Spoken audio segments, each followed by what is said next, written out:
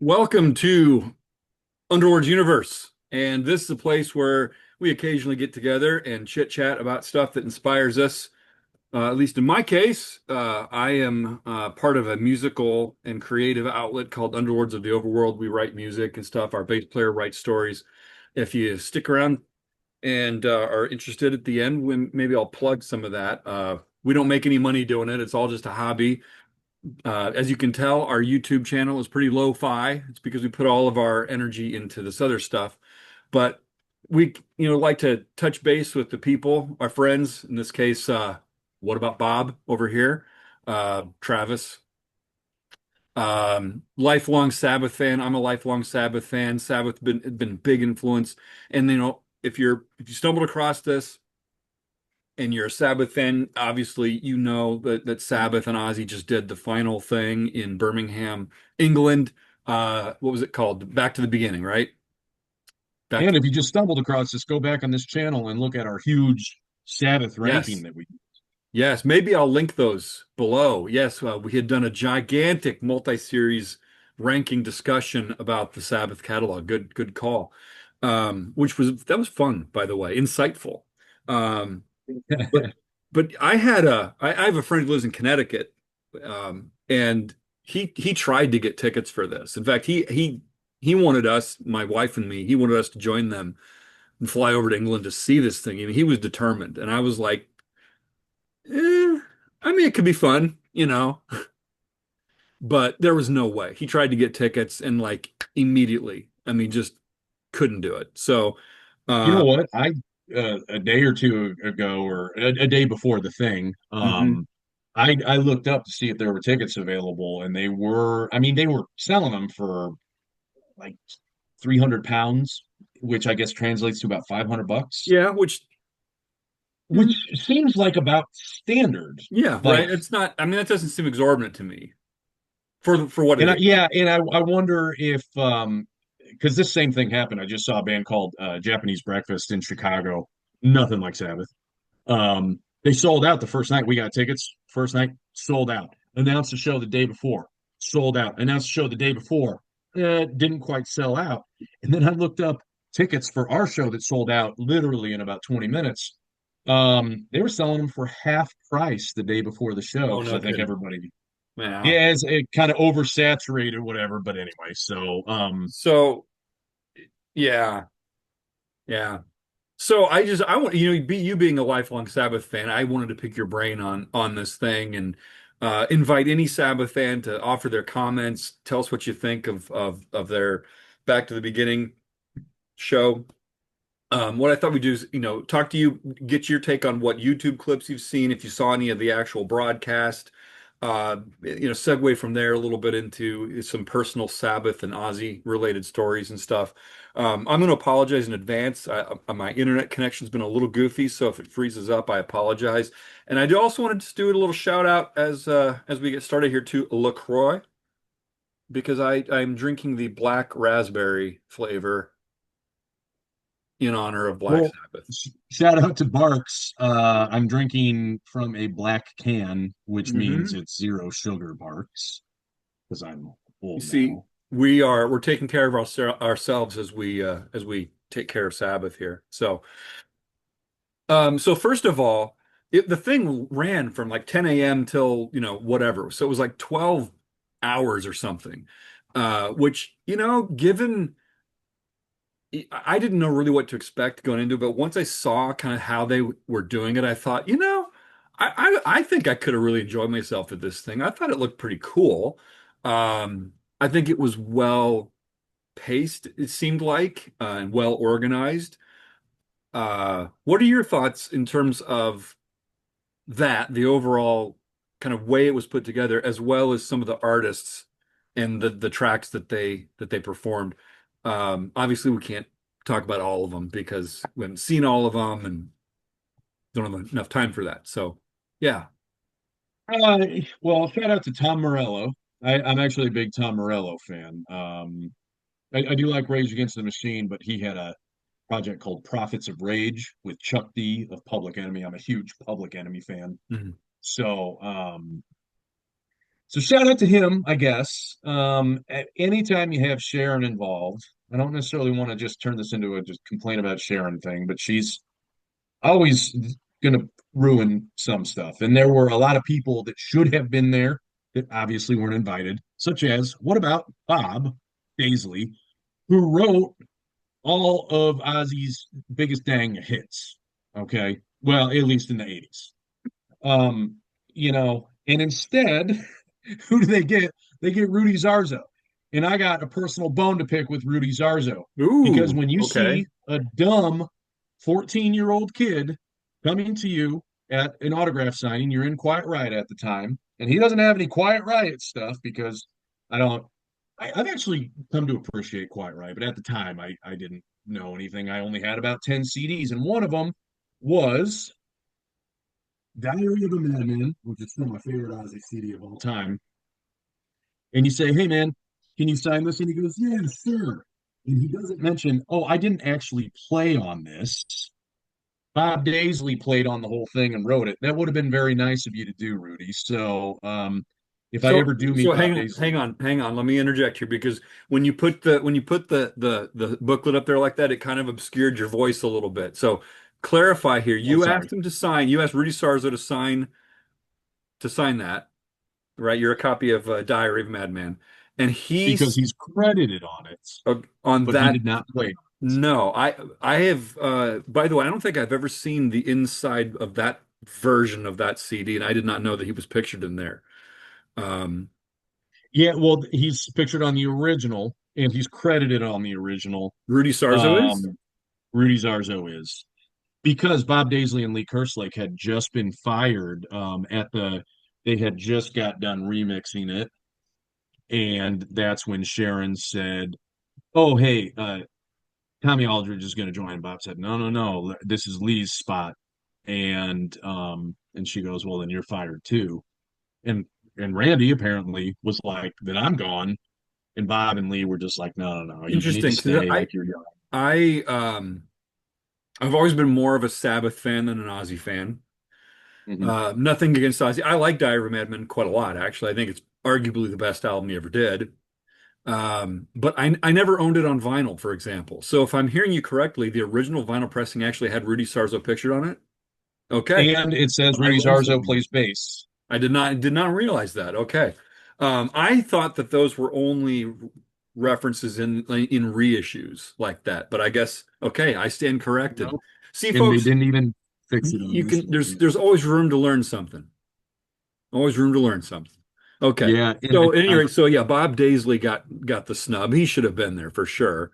And anybody who just knows the history, which I just portrayed I had a little bit of ignorance in a little bit of that history specifically, but I was well aware of the fact that Bob Daisley, Lee Kerslake, and Randy Rhoads were the writers of of those two albums, and that the lyrical content is Bob Daisley. yeah, 95%. Yeah. Bob Daisley. Um, Yeah. and that's not to slag Ozzy necessarily. I mean, everybody knows that Geezer Butler was the primary lyricist in the early Sabbath days. So And to Ozzy's credit, he did the vocal melodies and Bob Daisley wrote the lyrics to his melodies. He yeah, would just sort yeah. of like sing gibberish, hey, yeah, bark at like I think Bark at the Moon might have been Ozzy's title, but he would say like instead of "Screams Break the Silence," I actually heard one of his gibberish tracks. It's you can find it on YouTube. I think he's like, "Where are you going? What are you gonna do?" Like, Hmm. and so Yeah, so it's not to take anything away from Ozzy. It's rather just to shine a spotlight on the other three guys, and yeah, especially on the fact that Bob and Lee had kind of historically been kind of snubbed. But yeah. so okay, so who else should have been there? Well, I mean, anybody from well, if this is, let's be honest, if this is the last Black Sabbath show, they really should have had other members of Black Sabbath. I mean, here's the thing. Obviously, Ozzy always had an inferiority complex about Dio. Hmm. But it's like Tony Martin. We talked extensively about how much we love Tony Martin. Yeah. Would it have killed them to at least invited him there as a guest? Just to it, it, it so stuff like that. I think one of the problems I kind of have with events like this is so many of these bands are a lot more like mainstream bands. So like Gojira, I saw them open for Slipknot because I got free tickets. I'm not a Slipknot fan. Put on a good show. Never bothered to listen to them beyond that. But it's like they're sort of mainstream. You know, you got all these other bands or contemporaries. Why not more contemporaries from the 80s or the 70s? You know, that would have been cool, but Well, that yeah. would have been cool for us, but that just wouldn't have been cool for Yeah, the and the other masses. thing is there obviously we're speaking from a certain gigantic level of ignorance in the sense that n neither of us have understanding of what's going on behind the scenes. Um, like I do think it's probably a safe assumption that Tony Martin wasn't invited. Vinny, for example, Vinny Appice actually said that he wasn't invited because he was too closely associated with Dio. So I think circumstantial evidence suggests you're right about the Sabbath thing. Um, I Glenn Hughes, why not Glenn Glenn Hughes? Hughes, You know, right? I mean, he's heck, a contemporary from the 70s. and he's also done other stuff with Tony, you know. And So his drummer for a period of time, Chad Smith, was there. right, right. So okay, now and I gotta be honest, I kind of want to go down this road because when I saw that every other artist played some of their own stuff, Pantera played, a couple of Mm. Pantera songs, obviously, and Metallica played a couple of Metallica songs, et cetera, et cetera. And I thought to myself, so wait a minute here. This is Sabbath's final bow, and all these other bands are playing, yeah, they're playing Sabbath covers, but they're also playing their stuff because they were inspired by Sabbath. Okay, then certainly later Sabbath built on earlier Sabbath. There wouldn't have been Born Again with Ian Gill and Heaven and Hell and Mob Rules with Dio, all of the Tony Martin stuff that none of that stuff would have existed without the original Sabbath. So if if Metallica can play, so they played what, Johnny Blade?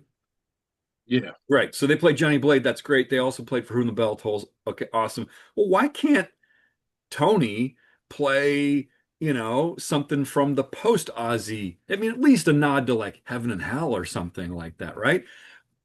But it's all ego. it It's all ego, and it is. it's too I do have a but on that though. okay. And this is where when I started to see kind of the flow of the show, the set, from set to set and how the thing progressed. And I was thinking, well, how and where would you stick that in? Now, Yeah, I mean, obviously Dio's passed away, so he can't do it. You could have Tony Martin come out and do something, but if he sang a Tony Martin era song, it would be far, far less known than any of the acts that came before. that's true. Yeah. It's like, how'd that really work? And then I got to thinking also, as much as, I mean, Bill Ward, isn't as much in the spotlight these days. Tony and Geezer still can play I mean, those guys can still play at the same level. Geezer was just killing it. But watching Ozzy, in his chair, and, you know, I was thinking to myself, did I read at some point that he had Parkinson's? I looked it up. Yes, he does have Parkinson's. And it was like, this really is Ozzy's final. I mean, it is Sabbath's final bow because they're never going to do anything without Ozzy. But it, Legally, they can't now. right. But the show, I think, in a certain sense, was as much or more Ozzy's final bow. Yeah, And so it was like, okay, I kind of get it. I'd like to see some of those things that we were just talking about, but I kind of get it. And as far as like some of the other bands, like I mean, Judas Priest they were actually Alice Cooper, Judas Priest, and Scorpions were playing in Hanover that same night. oh yeah. Yeah, and they're at a stadium, the stadium in Hanover, it was huge. Um, I don't believe it was filmed, but it was recorded. Scorpions have a live album coming out for their 60th anniversary. Which I love that anniversary stuff because it's like it's it's the anniversary from when the band was initially formed, like in their Yeah. basement or their bedroom or whatever. It took the And Scorpions then 70 nobody had years to ever do heard it. of him for like 3 years. Well, in the Scorpions case, they didn't put an album out for seven. I mean, 65 to 72 was their first album. So My favorite is Spinal Tap right now is celebrating their 41st anniversary. yes, They yes. re-released that in anticipation of the new Spinal Tap Well, movie. The which End Continues. it's funny because the Underlord stuff, we've always been self-deprecating because nobody knows who we are. I mean, people, the guy lives across the street from me doesn't know who we are, right? And we were talking about doing like a 11th year anniversary or a 13th year anniversary thing just for the hell of it, you There know? And then what does Spinal Tap do? They come out and do, right? you go. Anyway, we're digressing here, but yet honestly, Spinal Tap should have been there. Maiden's doing the same thing in the sense of 50 years. I mean, because Steve Harris formed Maiden in 75, but they didn't put their first album out till.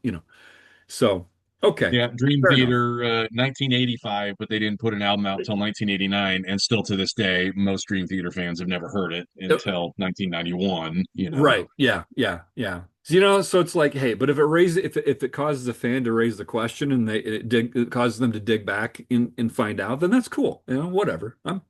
It's just a Actually, speaking of, there's another digression. I'll be fast, but I yeah. remember an interview with James Labrie where they asked him about like the 35th anniversary or whatever. He goes, "Well, I kind of consider it more 30 years because that's when we kind of broke it big with." Even though, like on their T-shirts, it was like 35-year anniversary or something. So he was just like, "Yeah, it's more like 30 years." It's like Right. sometimes they don't even tell like the other band members like, "This is our big 35th anniversary," and he's like, it's It's actually more 30 or like whatever it you, was." you can So see like the discussion on the bus. Like what anniversary is this, guys? yeah, like they give a crap. Right. They pay somebody to give a crap so they can sell more T-shirts, and, Yeah. Well, and why not? whatever. I mean, and I don't begrudge a marketing element to this because I mean, it's a business. So there you go. So anyway, as far as the bands themselves, I made special note of a few of them. So we can go off my list, or if you want to anything that's popping in your mind. I'm almost thinking we could go down the whole list and we could sum half of these up with like one word. Do you have the list in front of you? I do, yeah. Okay. Starting off with Mastodon. I thought it was. I only listen to the Sabbath covers. Some of them I listen to their actual stuff. Yeah, I'm Um, with you on that. I agree. Mastodon, Super Nut. I was actually kind of impressed, and I kind Yeah. of forgot how good they were because I'd seen them open for Judas Priest, and I always thought like, oh, these guys aren't bad. Yeah. So, Yeah, they're an interesting band. Just song in Des Moines. So yeah. oh, okay. Yeah. Uh, I agree. I Next agree. up, It was good. oh, sorry, No, go ahead. Rival Sons. I made special note of that Electric Funeral. Okay, Hmm.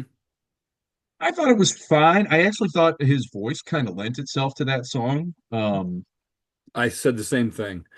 Yeah, Jay Buchanan. I think he's got a great voice. I think Rival Sons is a really good band.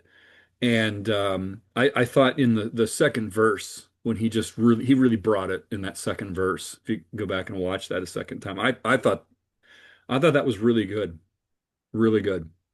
I actually kind of struggled finding some of these because I watched some of them yesterday before they took down the Pro Shot ones on YouTube, and I was struggling to find some of them today to finish watching the rest of them because they Yeah, had copyright strikes on them. So, yeah. I was doing the same thing. All right, what came next? Anthrax, Into the Into the Void. Void. Yeah.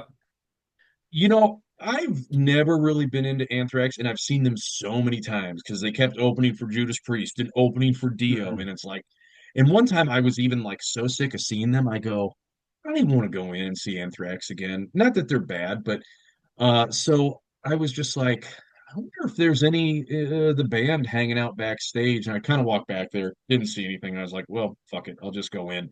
Then I see a tour bus coming around the corner, and I go, oh my God, I think Dio was in that bus. Pulls up to the back, small group of fans waiting out there to see Rudy Zarzo come out, Rudy again, and whoever else he was playing with. and Simon Wright, and then Dio comes out, and everyone's just in silent reverence. And finally, I go, Dio, and then he looks over and he goes, I can see him basically say, "Hey, I'll be right back," and then he comes over, and that's how I met Dio. So thank you, Anthrax, for boring me. But that was with John Bush at the time. Yeah, I have seen them with Joey Belladonna since then. He's a great vocalist, but you know what I respect more than that? In his off time, do you know what he does? Journey. He's in a Dio tribute Yeah, band. Does he do Journey too? I wasn't aware of a Dio. I know he does Journey stuff. Yeah. I think he did. I'd have to go back and look, but I'm pretty sure he was just sort of like, yeah, I want to put together a band and do some Dio songs, and calls up a promoter. You want me to come by and do Dio songs? Like, just pay me like $100 or whatever. It's like, Yeah. dude, I got mad respect for And that guy. he seems like a pretty chill dude. What did you think of their version of what they do? They did Into the Void. Into the Void, yeah. It was pretty good, about what I Yeah, expected. it's funny. I actually really like Joey Belladonna's voice a lot. And in watching these, the YouTube clips that, they're effectively bootleg stuff. So it's hard sometimes to really gauge it. Um, I I felt Joey was um I don't know. It didn't feel like his voice lent itself as well to that song as maybe some other Sabbath songs that they could have picked. But that's the other thing that's really difficult is, you know, Oh yeah, like to make sure there aren't songs that are doubled up from artists. But I think there actually were because, I think there were. Rival Sons did Electric Funeral, but so did Pantera. Yeah, So or like at least that's what I thought I saw. But and anyway, then did Sabbath do what did Sabbath do? War Pigs, Paranoid, Iron Man, Paranoid, Iron Man, War and Pigs, was NIB. it NIB? Oh, okay, so they didn't double up, but I thought they. Um, Mm-mm. all right, so next up, Hailstorm, Perry Mason. Um, I actually I think Perry Mason's arguably the best song on Osmosis. So I thought it was cool to see Perry Mason being played. I actually think it's one of my favorite Ozzy songs. Okay. So that's cool. Um, I thought Lizzie Hale sounded good. I thought she sounded pretty great, actually, and I'm not a Lizzie Hale fan. Hmm. I thought And she only because I haven't heard much. I have no opinion on her either way. But yeah. I mean she's um, got a voice, man. It's oh yeah. Okay, how about this? The Sorry to go on a tangent again, but when I think of Lizzie Hale, you know what I think of? Come Undone by Adrenaline Mob. I don't know it. I don't know it. Adrenaline Mob, like the biggest, like um, but that song, Come Undone, it's a Duran Duran cover. Oh. Is actually pretty good. And like she would do it live. I think Adrenaline Mob toured with Hailstorm or something, and she would come out and do it live with Mm. them. And she killed it, man. And they in the arrangement, I kind of like the original. I'm not like a huge Duran Duran fan. Let me say this about Perry Mason. I actually think it's probably one of the weaker songs on Osmosis. Mm. And I'm saying that as a person that loves every single song, including Perry Mason. In fact, I think Osmosis is the last good Ozzy album, which is funny because that was the album that got me in. Well, that wasn't the album that got me into Ozzy, but that was the time period Hmm. that I got into Ozzy was 96, 95 when, and that was my first concert was Ozzy Osbourne. And that album, I went back and listened to the other stuff, and I'm going like, this is quite different. And now you see the trajectory from Blizzard to Osmosis, and you and I were talking about this, but No More Tears starts to get very mainstream, but I think it's overall still a good album. Um, and then Osmosis comes along, and it's all kind of outside songwriters, and they're trying to get the hit, but something about it just works. Mm. And one of the things that works is Geezer Butler's on the album. Hmm. And another thing that works is Dean Castronova. This is what I was going to say. I think his drumming on Osmosis is the most solid drumming this side of Lee Kerslake. That's what I'll say about that. If you were to put all of Ozzy's drummers, not necessarily like who is the best skill or whatever, but who was the best drummer for Ozzy's band? Lee Kerslake, obviously at the top. You not know, too it's far below is Dean Castronova. He had it's that solid style, not that flashy 80s stuff. Randy Castillo was a little too flashy. I thought he was great, but he's a little too flashy for me. Mike Borden never really fit in with anyway.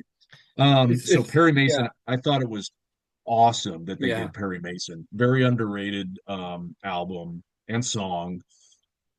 So Hang on just a second. My dog is about. Hey, you get over it. You get away from there. Get away from there.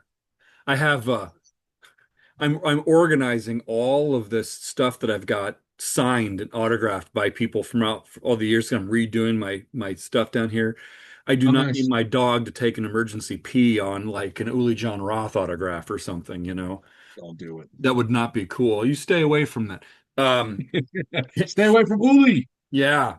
So no, but I think to your point though, it's funny because I've never been the biggest fan of Osmosis. That's kind of when I started to kind of steer away from Ozzy solo stuff. But watching Hailstorm do Perry Mason made me say, you know what, I'm going to listen to Osmosis here one of these days, pretty soon. Yeah, It's on my to listen list actually. So, and that's the kind of thing I like about this stuff is it kind of jogs my yeah. memory. It kind of inspires me to go back and revisit things. Who comes up next after Hailstorm? Lamb of God. Oh, Um, yeah, Children of the Grave. I think he tried to sing it a little more like not Lamb of God-y, and then yeah. he kind of struggled because I think on the second verse he just went growly. Randy Blythe is the vocalist. I haven't really listened to Lamb of God, but he's got an amazing story. As far as he was imprisoned in the Czech Republic. Yeah, you know, I mentioned my friend Travis who was gonna no, you're my friend Travis. Sorry, my Yeah. friend Aaron. My friend Aaron, who in Connecticut, who was going to try to get the tickets. Yeah, he knows Randy. Oh, he knows. Yeah, yeah. Wow. So Um, I've heard a lot of the stories about that. So yeah. yeah, and I heard an interview with Randy, and I just got mad respect for that guy and what Mhm. he experienced and how he faced it. He has a book. I've kind of wanted to read it. Um, Yeah, yeah. He's an interesting guy from what I've heard from Aaron. I mean, I don't want to give the impression that they're like best buds or anything, but uh, they've had back and forth. So yeah, it's interesting. Well, who came on after Lamb of God? It that was was the super group that's with okay. Ultimate Sin with Lizzie Hale, Jakey Lee, and I can't remember the rest of the guys on there. So that was Jake's first appearance. Was Vernon Reed on that one too? Oh, think so. I don't remember though. Okay, because I know he I was on the have next that. one with Bark at the Moon with Tobias Forge as well. But Okay, I think I have it up here. Nuno Betancourt, David Ellison, oh yeah, yeah, Mike yeah. Gordon, and Adam Wakeman. Okay. Mike Gordon, I'm actually a big Faith No More fan. I Hmm. never thought he really fit in with Ozzy. I just didn't dig his drumming style. Got mad respect for him, but yeah, to see Jakey Lee, that's his first appearance since the last album he did with Red Dragon Cartel was called Patina. Hmm. Did you ever listen to Red Dragon Cartel? I checked it out. I never did it a real full dive though. You know. I thought it was pretty awesome, and I was this close to going to see him in Chicago, and he kept canceling shows, and there was this and that happening, and I'm going, I don't know if it's worth the drive, and then he canceled the show. Well, he didn't cancel this. So No, what? And what did they what this super group A? They did. What did they play? Ultimate Sin, Ultimate Shot in the Sin. Dark, Sweet Leaf, Believer, Changes. That's right. That's right. I have never been a big fan of Changes, so I tuned out at that point. I Oh just didn't yeah. like the song. But um, otherwise, it's kind of interesting. I think that those supergroup things like this are kind of interesting just to see, you know, like how well do these players gel? What kind of, you know, what's the overall sound that they make? I thought it was okay. Um, Ultimate Sin, I mean, Shot in the Dark. Until Went Down to Earth, it was Ozzy's least good album. So I think easily, um, yeah. Yeah. it was interesting to see David Draymond get booed. I don't know if you heard that controversy. Yeah, I did. I'm just It wasn't, yeah. So, And then he did Sweet Leaf and Hmm. and and then Believer with Whitfield Crane. Did you listen to Hmm. that one? I did, yeah. So when Black Sabbath did the reunion album in 90, it came out in 98, but I think it was like maybe December 97 that it was recorded. Um I think Ugly Kid Joe might have opened, but anyway, Whitfield Crane was there. And for sound check, Tony Iommi started pulling out things like Heaven and Hell and Johnny Blade. And there's a really shitty bootleg somewhere of Whitfield Crane just sort of singing along. He actually doesn't sound that great because I remember it was kind of like the Holy Grail, like if I could just hear Whitfield Crane singing Johnny Blade. And then I kind of heard it. And what's funny is it was sound check with Ozzy wasn't there, but it was Geezer and Bill. Geezer and Bill, I don't think knew uh at all. Like Tony Iommi started playing. It might have been Junior's Eyes actually, Hmm. and they were playing something else. Like they probably don't even remember that song at all. But anyway, so Whitfield Crane, that was all impromptu, but this was rehearsed. I think Believer is one of Ozzy Osbourne's best songs off of his best album, and Whitfield Crane killed it. Hmm. Yep. Just, I mean, he sounded amazing. He had the emotion. You could tell he was a fan. He hit all the right notes. I mean, that was Perry Mason and Believer up to Yeah, this I point think are our Whitfield Crane is an best. underrated vocalist, honestly. I mean, I've never been a big fan of his band, but Yeah, yeah. but Um, doesn't mean he can't bring it. yeah, yeah. So I'm so glad he was there, but for one song, why did some other people get two songs? I don't Give know. What came next? Alice in Chains, Fairies Wear Boots. How do you feel about Alice in I Chains? We've never talked about them. I like Alice in Chains. It's I love them. I Yeah, love it's them. one of the bands out of the 90s that I like quite a bit. And I I like their think newer. William, Yeah, I yeah, do. William Duvall. He's the perfect amalgamation of Lane Staley and then his own style. Hmm. Really, he can do the old stuff with respect. Yep. So No, yeah. I thought they were spot on. I thought they sounded great. It's actually kind of funny. I was at a used CD store yesterday. It was an antique store that had CDs. This kid comes in, probably still in high school. He's like, "Do you guys have any Alice in Chains?" I was like, "You listen to Alice in Chains?" Of course, I had to be the old man, being like, "Dude, I've seen Alice in Chains." He's like, "Oh, really?" We started talking about Ghost. I was like, "Yeah, I've actually met Tobias Ford because he's so psyched. He saw Ghost and he's going to see them Mhm. again in the fall." I He's like, saw, "Yeah." He said he's like, yeah, my uncle gave me some of his old CDs, and I was like, oh, well, I don't have a CD player, so I had to go find a CD player. I'm like, oh my God. yeah, that's got mine right back here. Yeah. Um, So anyway, yeah, I saw Lane Staley's last show. no way. Where was Yeah, that? uh, July 3rd or July 2nd. I can't remember. I think it was on July 3rd, my mom's birthday. 96 opening for Kiss in Kansas City. Okay. Hey, this Mhm. this record store is actually from Kansas City. That was it. But yeah, It's that not was there that anymore, that but was that was the last show that Alice in Chains ever played with Lane Staley. So wow. yeah, didn't know it at the time, of course, but So um, yeah, I mean, their set was great, as expected. Fairies Wear Boots was great. I guess it's one of my least favorite Sabbath songs, but yeah, I but they shouldn't say did it. least They did, favorite. I like it. It's fine. I just but they did a really really good job of it though. I thought they Yeah. sounded good. Gojira was next.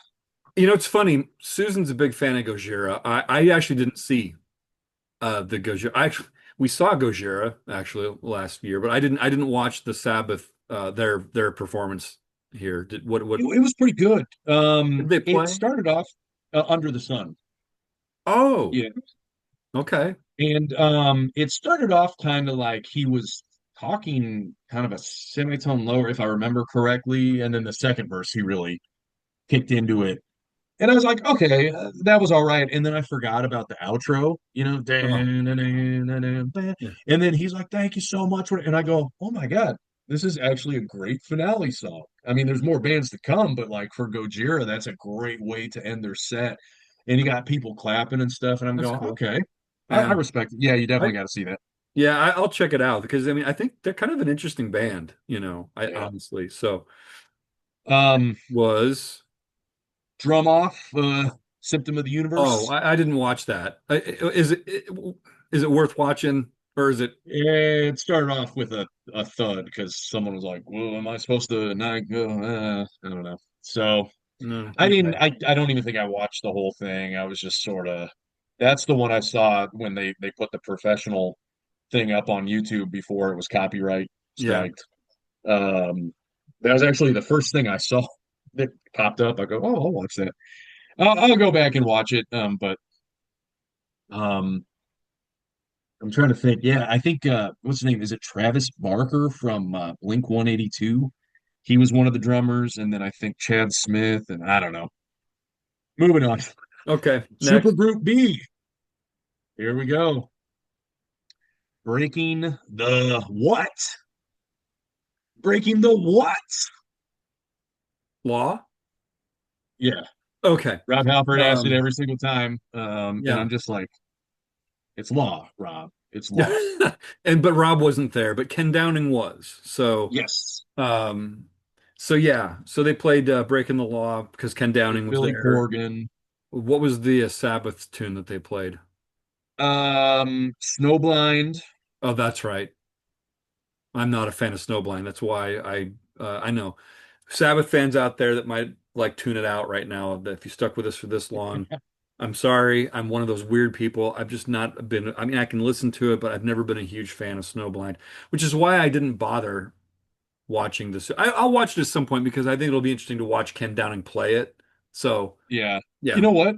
I just realized I didn't even watch Snowblind. That was the one I didn't see. I was looking for it No, like, I guess we can't comment on that then. Okay, next up. but What's what next? we can comment on is Flying High Again with Sammy With Hagar. Sammy Hagar. I think first of all, I love Sammy. I love Sammy's voice. I think he's kind of an amusing guy. I think he's got an interesting history. I think if there's any song that kind of on paper fit, it's like, oh, Sammy Hagar doing Flying High again. Yes. Yep. And the video that I saw wasn't the best quality, so it was hard for me to judge how well it went off. But from what I could tell, it didn't quite live up to what I had expected.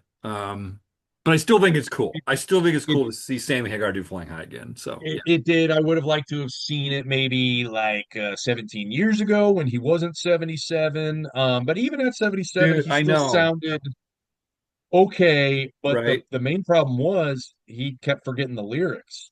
And That's they got a teleprompter on stage, and you could see him as he started. You could see him kind of go like that, and yeah. then he stepped out to the front of the stage and completely forgot what he just saw. I and And I kind of wonder because again the video I watched the quality wasn't really good and it's like he looks like he's just kind of ad-libbing here a bit but that sounds more like what he was yeah, doing just yeah. forgetting stuff. So okay. Uh, Bark at the Moon, Papa, You, I mean it's at the top end of Papa's Tobias's yeah. range. So, but you know what? It's like I thought it was okay. I didn't have any real problems with it. I started seeing comments and stuff online. They're going, "Oh, he sounded pretty bad," and then I'm going, "He sounded pretty fine. He didn't sound great, but But you know you what? know, yeah, He sounded real, and he yeah, wasn't he wasn't like flat or sharp or I mean, yeah." I mean maybe a little here or there, just slightly, but by and large, I think he hit the notes. It's just I think it's that song's just at the top end of his range, and he could do it, but yeah, it was okay, Still getting used to seeing entertaining. him without his lower face covered. I know. He's He's probably weird. after all these years thankful that he doesn't have to wear a full Yeah. thing. As a side note, Well, he doesn't I'm have to. He was the one that well, made himself do that. I know that's true, But but I don't I'm not a big fan of the current Ghost look, but yeah. that's neither here nor there. So, Um, um, but yeah, Pantera. Vernon Reed Oh, played with that. I thought it was interesting Over Reed. Yeah. that Nuno Betancourt and Vernon Reed the way they did the guitar stuff because Nuno played all the down picking. Well, he played the chordal patterns too, but Vernon just played the ink, ink, ink, ink. Oh yeah, I did notice that. Yeah. Yeah, whereas Nuno was doing ding, ticka, ticka, ding, ticka, tick, those little ticka, tick, the chugs, as we say in the guitar world. Yeah. So, but it Travis was Barker on drums for that one for some reason. so okay. And then next up was Pantera, Planet Caravan, and Electric Funeral, which I believe I know they covered Planet Caravan. I meant to look this up, but I think they covered Electric Funeral before. they did. I don't remember in what context. It might have been like a B side or something, but It I was didn't. fine, but Phil is he's struggling. Yeah, okay. Next, Um, cool. Hand of Doom. didn't I didn't watch it. Oh, that I think that might be one of the highlights as far as just quality. It's not my favorite song. I'm not a, Tool fan per se. I think they did a pretty awesome performance of that. So I'd Okay, check it out. I'll check it out. Slayer, Wicked World. And I did not check out the Slayer either. And they just did an abbreviated Wicked World. I didn't and then they went into whatever song was next. Cool that they would do that song. But when they get to the world today is such a who's the guy's name? Tom. Uh Tom Araya. he's just going, the world today is such a he's like Yeah. singing so kind of low, kind of talking it. And but anyway, then they go into another Slayer song. And then here's the controversial take of the night that we already discussed briefly yesterday, Guns N' Roses, with some latter era Ozzy um, highlights. They played South Bloody Sabbath in Junior's Eyes. Oh yeah, yeah. It's all right and Never Oh, Say Die yeah, that's was right. the I tried when they came out, Axel was doing It's All Right on the piano, I think. yeah, and since you're a huge Guns N' Roses fan, um, they had a live album that came out, I think, after Slash and Duff left, and the record company was like, let's make some money off of one of their 92 concerts. And he used to intro, I believe, November Rain with It's All Right. Hmm. So he would cover that. And he would do a very sped up version where it was just him and the piano. So that was cool to see that if it weren't for the fact that Axel's voice is completely shot. Um, Well, and that's an interesting thing because in our text messages yesterday about this, you said that he just doesn't have the rasp that he used to have. right, for the most part, yeah. Yeah, and I mean, I wouldn't consider that necessarily as being shot. I mean, to my ear, he sounded like he was on key. I just don't like the sound of his voice. I never have, whether it's raspy or not raspy. I've never liked it, and I'm surprised he actually showed up on time. So, that's nice. He's been Very doing a nice lot of better him. with that. When I saw him when he might have actually been the top of his game, 2006 in Ames, Iowa, um, he was quite late, and I White had a graduate class the next morning that I could not skip.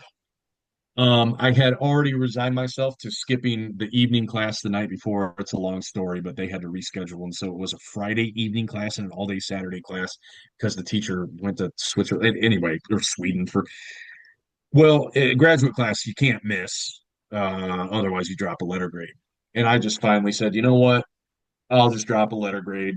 As long as I can get a B, you can't get below B in graduate school, whatever. And then there was a blizzard. The blizzard did not hit Iowa. It hit Illinois. I'm going to Western Illinois at the time. And it didn't even hit the Quad City campus. It hit the Macomb campus, but they canceled the Quad City campus. So I did not have to skip that class, but I didn't get home until about 5 or 6 a.m. Got about 45 minutes of sleep. Anyway, long story short, it was worth it. One of the best concerts I've ever seen. Axel was at the top of his game. He sounded great. He had the rasp, he had the intensity. And this performance is what I would have loved about him had his voice been up to snuff. The fact that they pull out stuff like this, where he's just like, oh, but I like Never Say Die. I like Junior's Eyes. I Yeah, actually I heard mean, I think, but I think the latter. Ozzy era albums are underrated myself. Yeah, So and I think that's it's cool, but I just don't like Guns N' Roses. I know you don't. So it's It's funny. There was in 2006. It was that same tour. He did a spontaneous appearance on the Eddie Trunk show. I actually have a MP3 of that. I could send it to you. It's totally fascinating because they're freaking out because he hadn't like done an interview in 15 years, you know. And Eddie Trunk asked him because they were talking about how they like Sabbath, and he goes, "So what, album did you come in on? Like, what was your first exposure?" He's like, "Oh, this is Technical Ecstasy." Imagine that being your first exposure, and it kind of shows, hmm it's all right, and then yeah, he was into them and Junior's Eyes after that, and Never Say Die, and yeah. so And I I mean, thought that, I'll give him, respect and credit for the accomplishments and the success that they've had and everything, but it's just not my thing. Never has been. So yeah, yeah, Metallica, I think Metallica followed Guns N' Roses, right? yeah, which is hilarious because they used to hate each other. Well, yeah, and they toured together, obviously. Well, Notorious. Nirvana used to hate Guns N' Roses, and then Axl broke his leg on the reunion tour, and Dave Grohl says, "Hey, I broke my leg, and I had this cool throne made up. You can No. use it." And you're not the biggest Metallica fan. You would say Metallica's overrated, but how'd you react to them? Because they did Johnny Blade. Yeah, and okay, and they start off with "Hole in the Sky," I think. Yeah, they did Hole in the Sky. Yeah, and they also played First of Jingle Bell all, Tolls, Creeping Death, and then and props to Engineer. them for the deep cuts. Did pretty darn good with "Hole in the Sky," and it pains me to say this, but the fact that they pulled out Johnny Blade and they killed it, man. And James Hetfield, I'm always wondering, it's like, okay, when you don't have Ozzy's range or whoever is singing it, what are they going to do when it gets to the high part? And James, for the most part, hit it. He did it in his Yeah, James style, but he hit it. And sometimes, when you're in a live setting and oh, this one's going to be difficult to hit, but if they hit it, they're going to be giving it their all to hit it. And then they don't. You're like, "Ugh." I mean, I respect them. You're like, obviously, I don't want you to blow out your voice or whatever. But when they do, you're just like, "Ugh." And that's the sensation I got when he did the Johnny Blade. yeah, yeah, And by the way, that's one of the reasons why I love old school Axl because he had a lot of those where it's like, oh, you can't hit this live after singing for 3 hours, and then he does, and you're going, how did you do that, man? Like that's anyway. yeah, Yeah, dude, Johnny Blade, mad props to Metallica for that. I do think they're an overrated band. Like they're good. I think objectively, you can't say that they're not good. I just don't understand why they're the greatest band in the world according to so many people. I think they have several really good songs that I never listened to. yeah. Um, and Well, then listen, after that, at least they write and record albums. They might be sporadic. They might have 5 or 6 years in between them, but at least they record albums, unlike Guns N' Roses. yeah, So, I will you say know, here, I'll say it right here for everybody to hear. Chinese Democracy, I think, is an amazing album. And I would even go further and say I think it's on par with Appetite for Destruction. mm, And they haven't released anything since then, but you know, yeah, oh well, well. okay. Yeah. We can do a Guns N' Roses discography thing at some point down We're, the road. So, we'll do it like what's the Clockwork Orange? And yeah, I'll just like I will make myself listen to all of it. yeah, then we got Ozzy and we got Sabbath, and if anybody's actually been listening this far into it, I mean, mad props. We should be friends. Let's hang out sometime. But No kidding. So, Ozzy, given his health condition, Parkinson's, he's sitting down, etc. I know that he was flat. He sang flat quite a oh lot. yeah. I, I'm I'm not going to criticize the guy. You Yeah. know, it was my mom has Parkinson's, and of course Glenn Tipton has Parkinson's, and Yeah. and it's like so watching this, and it made me think of a song that Andy, who does a lot of work with us, drumming and vocals and stuff in Underlord stuff. He's hugely influenced by Elton John, the Beatles, and stuff like that. And he wrote a song, and you can find it on Spotify. It's called "I Hate That You're Getting Older," and it's and Andy Anderson is his name. I hate that you're getting older, and it's a song that's basically a tribute to like watching these artists that he's listened to all his life get to the point where they can't do it anymore. Yeah. And so I was watching Ozzy do, especially those Ozzy songs because he did the set before the Sabbath set, and that's what I was thinking of actually. I was thinking of the song that my friend Andy wrote, and it was like, wow, Okay. this kind of hit home. This is it. And then I started thinking about the weird experiences I had seeing Ozzy, you know, in years gone by. And we'll end with some of that stuff, but you know, I'm not going to say anything. I mean, you could, from a technical standpoint, I think you could critique his performance. I'm not going to. Um, and I think that the way that they segued into, from these kind of tribute acts leading up to Ozzy worked really well. I thought the flow of that worked really, really well. And then Yeah. obviously into Sabbath itself. So Here's what I'll say. Not to beat up on a guy that has health problems because just like you said, I mean, yeah. I'll say that. But let's just say he was in perfect health. I wouldn't have a lot of nice things to say about him because of how he's treated the people he's worked with, how Black Sabbath legacy is now all about him instead of Tony Martin, Ian Gillan, or Tony Iommi, Right. and I don't think it should be that way. And the thing is, if Ozzy would have invited out every single Sabbath singer that's still alive, even if Dio was still alive and invited him out, that would not have damaged Ozzy's legacy in Not at any all. It way. wouldn't have. It would not have. And, it's just too bad that he always had this sort of inferiority complex about it and tried to bury Sabbath or even, Bob Daisley every chance he got.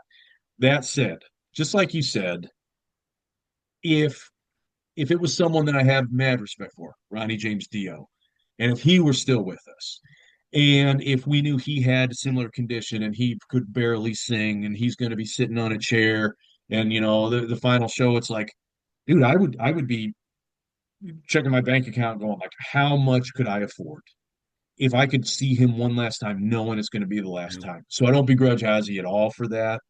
If there are people that have more sentimental thoughts to him, and I should have sentimental thoughts for Ozzy, and I guess I do in some ways because that was my first concert. Hmm. The Retirement Sucks tour was, my first concert, and I look back at that, and that's one of the reasons why I have such a negative feelings towards him because I was a dumb kid who, worshipped Ozzy Osbourne. I was like, I can't believe I discovered this guy, and whatever. And then I find out he doesn't write his own lyrics. Not only that, he takes credit for other people's hard work. And it's like, you know what, dude? You have an amazing, unique voice like nobody else. I don't know how he got the voice that he has. He writes some amazing melodies. The song I Don't Know. Those are his melodies. Bob Daisley didn't write those melodies. Bob Daisley wrote the lyrics. Hmm. Ozzy wrote the melodies. There were even some songs Ozzy didn't even write the melodies. Like I think Diary of a Madman, Lee Kerslake had to step in because Ozzy's like, I don't know what to sing here. And Well, they said, well, why don't you, yeah. And but I remember years ago, I had a cassette copy of because I wasn't into cassettes. I was a vinyl guy and then a CD guy, but I'd had some stuff on cassette, which is why like I didn't know that Rudy Sarzo was pictured, etc. yeah, But I remember my cassette of Bark at the Moon. It said, I mean, even as a kid, it said on the inside, all songs, written by Ozzy Osbourne. And I remember as a kid thinking, no, he didn't. yeah, It just didn't, I didn't buy it. Um, but that all those I, things, I had the opposite reaction. My friend and I were like, oh man, that's cool. I didn't know he played guitar. Like, yeah, I'm like, I I wish can't I wish picture I this could guy hear playing Ozzy play guitar. guitar. No. Yeah, I remember thinking that that's not right. But um so yeah, I mean, and I don't think we need to nitpick the songs, necessarily other than to do you think doing a short set list, do you think that they kind of picked the right songs to do? I mean, I you got to don't know do why they picked how the do you not songs do they do. how do you not do Crazy Train, right? I Well, mean, right. But how do you not do Black Sabbath? I I, I know. I If know. That's I don't know. Here's the thing. If I was a millionaire, if money was no object, like whatever, maybe I would have gone. But I tell you what, and I've said this before, I think Paranoid is one of Black Sabbath's worst songs. I understand that you got to finish with it, but why not finish with Black Sabbath just this one time? It's not like it ends on a low note. It still ends on a, you know, like, I don't know. I think that was a missed opportunity to not even play it at all, let alone have that be the last song. yeah. It's too bad. I think that would have been actually kind of emotional. Like if they would have done that and I was there, I probably would have been like, okay, I guess I forgive you. Like, I don't know. And Uh, and furthermore to bring it that would have brought everything full circle since that's the first that's song the on the thing. first album. Back to the beginning. Exactly. I do agree with that. It's that I was going to say I'm not going to nitpick, but that's actually where my brain was going was well if there's one if there's one thing that would have been it. But Yeah. and I think you know I can kind of understand why when they first announced this I thought oh my God they're not going to play a full set. How is this going to work and blah blah blah. I kind of get it. After seeing them, I got it now. I understand why they did it the way they did, and I think that they pulled it off, honestly. I think He it worked. sounded great too. I thought he sounded great. Now, so if money wasn't an option, given, we've got some scruples with some of the the way that Yeah. non-Ozzy Sabbath had been treated. We've got some scruples with the way some of the Ozzy musicians like Lee Kerslake and Bob Daisley. All those things aside, after having seen what the show was, would you have hopped on a plane and gone and seen it if you could have? I'm gonna say no. My deal breaker would be no Black Sabbath, Okay. the song. For me, Uh, I'm gonna say if my wife and I could have gone, like if you guys had gone, or if my friend, Aaron and his wife, if they could have made that work, and if money wasn't an issue, I would have. It would have been a unique show to go to because I've never seen a show quite, like that the way it was organized. So, um, maybe if Sammy Hagar had practiced a little bit more, okay, I would maybe go. I'll give you that. I wanted to round this out. Obviously, you and I have both seen Sabbath and Ozzy. Um, since this is focused mostly on the Ozzy era, I'm not going to say much about the non-Ozzy Sabbath shows, except to say I did see the Dehumanizer tour in Davenport at the same venue that Kiss Alive was recorded, partly recorded at. Um, and my last show was with that same lineup, the Heaven and Hell lineup, as Heaven and Hell in Minneapolis. I did see them once with Tony Martin as well on the Cross Purposes tour. Jealous. I know that was amazing. Motorhead played as well. And then I saw the reunion tour '99 once. Pantera opened that. I was up in Minneapolis and the Target Center. And all good shows, but seeing Ozzy is the more interesting thing to me because you said your first Ozzy show was on the Retirement Sucks tour. That would have been Uh, 96. 96, yeah. Where did you see that? The Mark, Moline. Okay. Okay. I thought it was in Moline. I saw it in Ames, and it's funny because a friend of mine, my friend Randy, who's a friend of Andy, the musician I was just talking about a moment ago, he used to stage manage the shows at in Ames. Oh, So he was the stage manager for the Ozzy show, and he has stories about dealing with all logistical stuff and personalities and just all kinds of stuff you wouldn't even think of.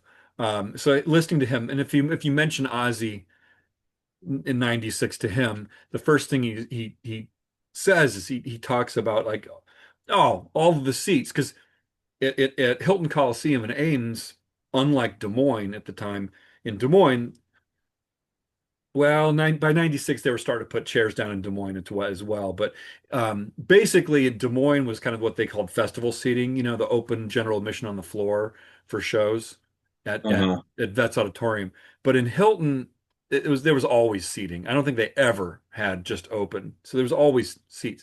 If you if you mention the Ozzy show in '96 to Randy, he's like, "Oh yeah," he goes, all those punk kids that just trashed all the seating. And Oh yeah. well, I was one of those punk kids, you know, Oh, because I mean, I wasn't a kid at the time, but I was in college. But what they would do is they would, if memory serves, I think we did this at Metallica in '91 as well. Um, they had folding chairs that were linked with these little zip ties, oh yeah. and you could just flip the folding chair underneath like in a row, and you could flatten them. Yeah. Or then you could start to twist and break the zip ties and stuff. So chairs are going up and everything. The funny thing though is during that show, Mike Inez, you said Mike Inez, yeah, he was the bass player on that tour. He stage dove right onto us. And I'll never forget because he had this kind of chain kind of thing with his billfold, right? Oh yeah. And it's like he came down and his ass right into my hand, his chain right into my head. And so I'm trying to push this guy, Ozzy's bass player, Mike. I'm trying to push him off, like my hands like right on his butt. It's like of all things, right? That's a stupid story. But watching Mike Inez, or watching this stuff, just the other day on YouTube at that stadium in Birmingham, and being like, thinking back to memories like that, it's like it seems like yesterday in a certain sense, but it also seems like forever. Dude, Ozzy, if I remember, was in his 40s then, Yeah, because I remember seeing him and going like, this guy's, I think he was 48 in 96 or 47, and just yeah, I'm almost there. right. And I'm just over there. Actually, Yeah. I'll be 51 in the fall. But now the other thing I wanted to say about seeing Ozzy, because I've only seen, I mean, I've seen Ozzy 4 times if you count the show with Sabbath, but I had tickets. I actually screwed up seeing Ozzy. No, I'm sorry, I miscounted there. Um, I had, let me restate this. So let me just go back. The first time we went to see Ozzy, and this is of course pre-internet days, right? February 8th of '92 in Davenport at Palmer Auditorium. Oh yeah. Okay. My friend of mine and I, Jeff was his name, still is. Jeff and I drove out from Des Moines to Davenport, got to the venue to see signs posted up on the windows that said that the show was canceled. So we drove all the way back to Des Moines. So, 5 to 6 hours in the car total, and irritated because we had no idea that the show was canceled. Yeah. Okay. Then that's February of '92. Same year though, summer '92, they basically canceled that tour. I think it was called the Theater of Madness tour. Oh yeah, yeah. And then they did they kind of just reorganized the tour, whatever they had to do. And they played Cedar Rapids, Iowa, Five Season Center, which was what it was called at the time, June 29th of '92. And they also did open um, general admission, no chairs on the floor, and it was absolutely just packed. And my brother and I tended to like to go to the balconies, like the lower balcony, first, second row on the lower balcony. Not this time though, because Jeff was with us and we agreed we're going to try to get down front. We were smashed, so smashed in there. And I remember, I think Ugly Kid Joe opened that show, and we saw the guard. security people down front pull my friend Jeff out from the crowd. And so we're like, where'd Jeff go? What's happening to him? And I said something to my brother Brent. I was like, it's like let's go to the back and see if we can find him. So we go back to the back and we're looking for him. We ask a security person, we said, what happens to the people that get pulled out of the front? Where do they go? So we didn't know. And they said, oh, well, if you get pulled out, you get kicked out of the venue. And we said, oh, we can't let our friend just, you know, stand outside, downtown Cedar Rapids the whole show. Oh my God, this sucks. So we thought, okay, fine. Let's go look for him. I mean, stupid decision. So we go look for him. Didn't find him. So we go back. We're able to get back into the lobby. And of course, they wouldn't let us back in. There's no re-entry. We sat in the Right. lobby. We sat in the lobby and listened to the rumble of that entire show. We missed the whole show. Then on the drive back, I said to my brother, the three of us are driving back to Des Moines from Cedar Rapids after the show that we missed. And I said, well, he's playing tomorrow in Omaha. So let's just get tickets and go to Omaha. And my brother was like, oh, I don't know about that. I don't know. I'm like, I'm not going through all this. I said, I missed him in February. I missed him last night. We're going. And we did. We got tickets to the Omaha Civic Auditorium, got up the next day, drove to Omaha. And we got there early, and it was again it's general admission. So we ran across and the thing about Omaha Civic Auditorium is that the lower balcony was so low off the ground, and we were tall enough. And brother's like 6'3" and a half, 6'4", I'm 6'3". We could jump and pull ourselves up. So you run across the floor, grab onto the thing, and pull yourself up to the lower balcony. And we had front row low balcony right next to the stage.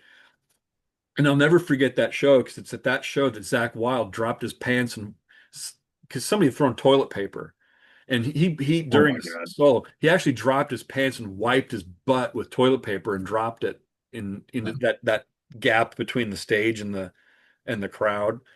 And then later during the show, he comes off the side of the stage over by to us, and he's like high five because again the balcony was so low, you could reach down and he could reach up, and he's high fiving us, and we're high fiving him, and then we're like, oh Oh my God. no, that's nasty. Wow. So thankfully, Omaha Civic Auditorium also has sinks with soap. Well, So Ozzy anyway, Osbourne just an empty can of some beverage just sold for like $20,000 that Ozzy drank from.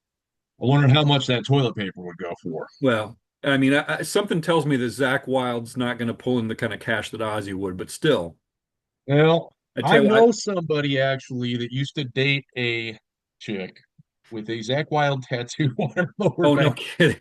Wow. I'm not joking. Well, So, it's just watching that back to the beginning stuff. It made me just think about all those memories, all those shows, And if you're a Sabbath fan and you've been kind of following this conversation and interject your own experiences seeing Ozzy, seeing Sabbath, this is just a time to kind of in a way we're kind of mourning the end of something, but it's an opportunity to look back and kind of celebrate those those awesome experiences. And I mean, if I had experiences like that, I'm sure you did, yeah. people that, watching might have, had as well. So I don't know. That's the last thing I got. You got a last thought, last comment? While we're talking about all this great stuff that happened in Iowa, props to Iowan Jason Momoa for his Oh, that's MC. right. And Yes, also, Iowa resident Kelly Osborne got proposed to by her Iowa fiance. that's right. I know somebody that actually used Sid to hang Wilson. out with Slipknot. Who's that? Oh, well, I mean, You okay, knew who was it? You knew Joey. Joey, right? Yeah, Joey and Paul. And Paul. Um, Yeah. Well, wow. Joey Paul. Moore. Joey Moore. Okay. I Yeah. never knew if Paul actually knew my name. I remember you told me that he you were just kind of in the periphery, and Oh he. yeah, oh yeah, completely on the periphery. Joey a little different because Joey Jordison was in a band called the Rejects with a guy named Dizzy Drastic. His real name's Ryan, and Ryan and I go way back, all the way back to middle school. And it's funny because Ryan's a drummer, Joey's a drummer. They form a band, and neither of them are drummers in that band. It was supposed to be a joke, and but they got a pretty good Des Moines scene going, and the three of us used to hang out quite a bit. And unfortunately, they're quite a bit. I mean, that's when it's a Yeah. relative for term, but they unfortunately both of those guys have passed away. Nobody else in that circle would have had any clue who the heck I was. Not at all. Um, Yeah. they it is interesting though, like you mentioned Sid Wilson, um, it just got engaged to Kelly Osbourne. And right, that's an Iowa connection. And right, Jason Momoa is an Iowa connection. That's pretty cool. I didn't even think of it in those terms, but yeah, you're right. Interesting thing. I have a friend, Liz is her name. My friend Liz, she lives out in the DC area now. Um, but Liz went to school. She had my dad was one of her history teachers. But anyway, I met Liz in college, and Liz's brother Pat taught Sid how to scratch. Oh wow. Yeah, Okay. how to DJ, all that stuff, and he Yeah. actually Yeah. wrote for them for a while. Yeah, Pat Williams. So, um, but yeah, you look at that and you go like, wow, it's a small world. I did think of it. Did you see the video of Sid proposing to I to saw a Kelly? picture, but Yeah, yeah. I watched a little clip, but watching Ozzy's response to it is kind of funny, and it's weird because Sid would have absolutely no clue who the hell I am, but there was one time Ryan and I were hanging out. I think we did drop by Sid's house at one point. I didn't go into it, but it was like I kind of remember that. It's like I don't know, it's just weird, just weird, but. Yeah. So no, I wouldn't say hanging out with Slipknot. I don't think that's There quite you go. Okay. that's an overstatement. That's an overstatement. But Joey, yeah. Yeah. But yeah, no, I think it's more cooler that you point out the Iowa connections. I didn't even think about that because yeah, Jason Momoa is where do you, he's from. Well, I can't remember if he was like born in Des Moines but raised in Hawaii, or born in Hawaii and raised in Des Moines. It was like one or the other It's one. one of the something like that. Yeah. Actually, I think he was like born in Hawaii but raised in Des Moines, if I remember. Yeah. Or he is Hawaiian, but he just happened to be. Yeah. I don't know. I don't One know. thing we can I see. don't know, Jason. I'm sure he's watching. Jason, Yeah, comment below. comment below, Jason. Yeah, and I think one thing is also pretty clear. Uh, Sid and Kelly are probably not going to be living in Iowa.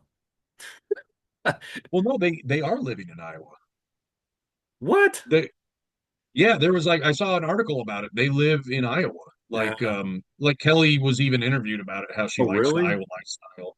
Yeah, they live, I don't know, in the country or something like that, Oh, well, maybe. Okay. Well, but it's in the Des Moines area, well, just according to here's the the article. thing. Leave them be. They're just people like anybody else.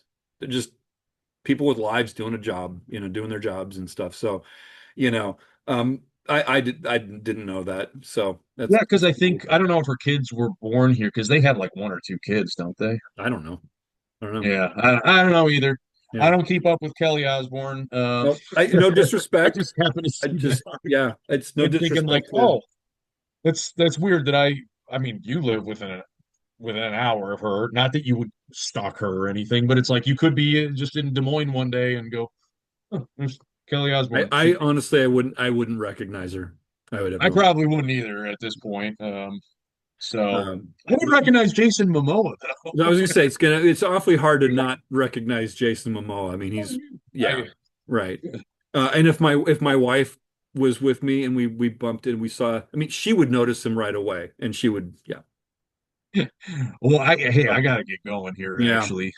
Well, anyway, yeah, it's We been it's been talked for real. a lot longer than I thought we would. That's no, that's fine. So yeah, if you've stuck with this conversation, if you're a Sabbath fan, give thoughts below, like, subscribe, do all that kind of stuff. Um, like I said, my brother and I, and Travis, you're not my brother, but that's okay. My brother and I and our friend Josh and some other guys do a little musical project called Underlords of the Overworld. Some of it's instrumental rock, some of it is not instrumental. Um, we've kind of been inspired. Sabbath has always been one of those bands that's like known for the riffs. And ever since I was a little kid, I was like, I want to write memorable guitar riffs. And it's like, yeah, I mean, we did have Blaze Bailey guest on one song, and we did have Derek Sherinian guest on a couple of songs. So I think we've done okay. Our bass player writes stories under the name H. Prescott Lemon, and all of our music ties into that as well. So I'm just going to put links down below, and if you're interested in supporting independent artists, like I said, we don't make money. We actually lose money doing this stuff, but we do it because it's fun to do. So, and if you're not into that, that's cool. Whatevs, right? So, most important thing today, Sabbath, and yeah, R.I.P. Sabbath. that's right. Okay, until next time, take care.